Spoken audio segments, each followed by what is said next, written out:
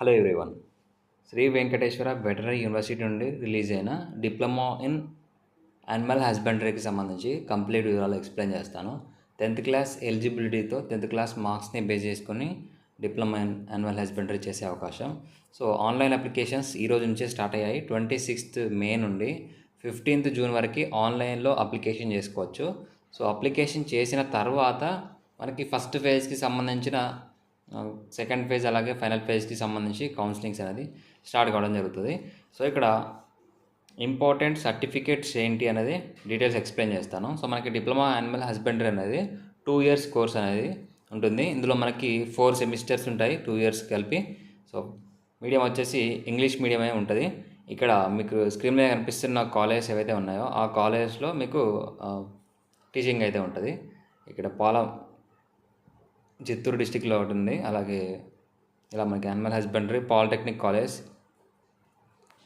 Screen మీద కనిపిస్తున్న 10 government polytechnic college ఇవి అండర్ SVVU. అలాగే అఫిలియేటెడ్ కాలేజ్ ఇవి. అఫిలియేటెడ్ కాలేజ్ మీకు 12 కాలేజ్ ఉన్నాయి. ఓవరాల్గా మనకి ఈ 12 కాలేజ్లో టోటల్గా మొత్తం సీట్స్ వచ్చేసి 330 సీట్స్ వచ్చేసి 10 గవర్నమెంట్ కాలేజెస్లో ఉన్న సీట్స్ ఇవి. అలాగే 660 సీట్స్ వచ్చేసి అఫిలియేటెడ్ కాలేజ్లో ఉన్న 660 సీట్స్. సో దీనికి అప్లికేషన్ చేసుకోవాలని అంటే 15 years నుంచి 22 years మధ్యలో ఉండాలి. 10th క్లాస్ కంప్లీట్ అయ్యి ఉండాలి. 10th క్లాస్కి సంబంధించి మెరిట్ బేస్ చేసుకొని సెలెక్షన్ అయితే ఉంటుంది.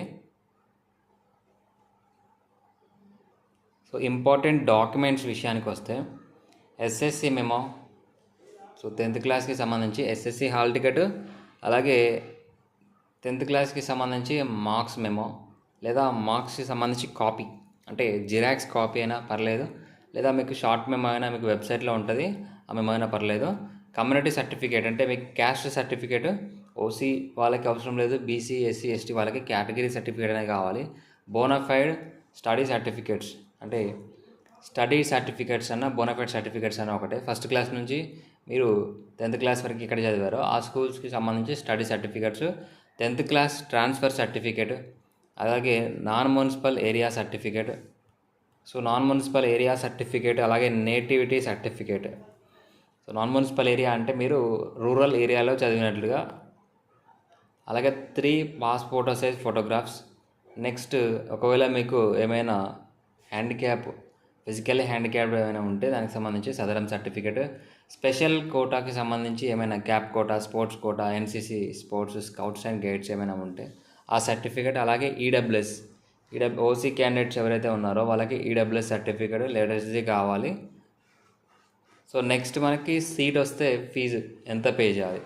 సో మీకు సీట్ వచ్చింది అనుకోండి కౌన్సిలింగ్లో, అక్కడే ఫీజు అనేది పే చేయాల్సి వస్తుంది. ఫస్ట్ సెమిస్టర్కి సంబంధించి డే స్కాలర్ అయిన అనుకోండి మీకు 7,000 ఫీజు అయితే ఉంటుంది. సెకండ్ సెమిస్టర్లో 3,000 ఫీజు అయితే ఉంటుంది. నెక్స్ట్ సెకండ్ సెమిస్టర్ అంటే ఫస్ట్ సెమిస్టర్ సెకండ్ ఇయర్లో ఫస్ట్ సెమిస్టర్కి 4,000, సెకండ్ సెమిస్టర్కి 4,000. మీరు అనుకోవచ్చు గవర్నమెంట్ కాలేజెసే కదా ఫ్రీ సీట్ ఉండదా అని మీరు అనుకోవచ్చు. కానీ వెటరనరీ సైన్స్ అనేది చాలా ఖర్చుతో కూడుకున్న ఆ కోర్స్. అది మీకు గవర్నమెంట్లో లిమిటెడ్ ఫీజుతోనే మీకు రన్ చేస్తూ ఉంటారు కాబట్టి ఇది రీజనబుల్ ప్రైస్ ఫీజే. సో అఫిలియేటెడ్లో మీకు సీట్ వచ్చింది అనుకోండి 21,000 ఫీజు అయితే ఉంటుంది. ఇది ఫస్ట్ సెమిస్టర్, సెకండ్ సెమిస్టర్. ఓవరాల్గా మీకు ఇది కాలేజెస్కి సంబంధించి ఫీజెస్ విషయం. నెక్స్ట్ హాస్టల్ ఫీకి సంబంధించి కూడా డీటెయిల్స్ కూడా ఇవ్వడం జరిగింది. హాస్టల్ వాళ్ళు ఎంత పే చేయాలి, పర్ మంత్కి ఎంత పే చేయాలనేది ఇక్కడ డీటెయిల్స్ అయితే మెన్షన్ చేశారు. సో ఒకవేళ మీకు సీట్ వచ్చి మీరు క్యాన్సిల్ చేసుకోవాలి అనుకుంటే మాపప్ రౌండ్ అని ఉంటుంది. లాస్ట్ రౌండ్ వరకు మీరు క్యాన్సిల్ చేసుకుంటే మీరు కట్టిన ఫీజులో మీకు 1,700 ఫీజు అనేది డిడక్ట్ చేసుకొని, అలాగే SC ST వాళ్ళకి 860 రూపీస్ ఫీజు అనేది ఆ ప్రాసెసింగ్ ఫీజుగా డిడక్ట్ చేసుకొని రిమైనింగ్ ఫీజు అనేది మీకు రీఫండ్ చేయడం జరుగుతుంది. సో కాబట్టి మిగతా కౌన్సిలింగ్కి అటెండ్ అయ్యే వాళ్ళు లేదంటే ఇంటర్మీడియట్లో జాయిన్ అయ్యే వాళ్ళకి కూడా మీకు ఎంతో కొంత బెనిఫిట్ అయితే ఉంటుంది. ఇక్కడ ఒకవేళ ఇంటర్మీడియట్ వెళ్దామో ఇది క్యాన్సిల్ చేసుకోవాలనుకుంటే ఒక 2,000 వరకు లేదా 1,800 లేదా 860 రూపీస్ వరకు మీకు ప్రాసెసింగ్ ఫీ అనేది ఛార్జ్ చేసుకొని మళ్ళీ మీ ఫీజు అనేది మీకు రిఫండ్ చేయడం జరుగుతుంది.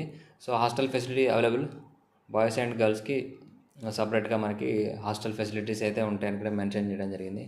సో ఇది ఇంపార్టెంట్ డీటెయిల్స్. ఇంకా ఏమైనా కావాలనుకుంటే ఇది డిస్క్రిప్షన్లో ఇస్తాను, లేదంటే డిస్క్రిప్షన్లో టెలిగ్రామ్ ఛానల్ ఉంటుంది, అలాగే వాట్సాప్ నెంబర్ ఉంటుంది. వాట్సాప్ నెంబర్కి మీరు కాంటాక్ట్ అయినా కూడా మీకు దీనికి సంబంధించి పీడిఎఫ్ అనేది పంపించడం జరుగుతుంది. సో ఇది ఫామ్ 1, అలాగే ఫామ్ 2కి సంబంధించి నేటివ్ లేదా రెసిడెన్సీ సర్టిఫికేట్. సో అంటే మీరు ఎక్కడ చదివారు, నేటివ్ సర్టిఫికేట్ అంటే మనకి ఆల్మోస్ట్, సో నేటివ్ సర్టిఫికేట్ అంటే స్టడీ సర్టిఫికేట్స్ లేని వాళ్ళు నేటివిటీ లేదా రెసిడెన్సీ సర్టిఫికేట్ అనేది ప్రొడ్యూస్ చేయాలి.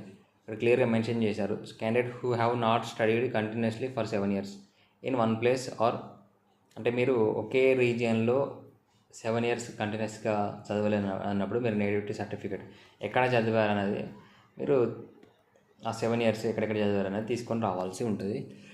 సో ఇది సర్టిఫికేట్స్.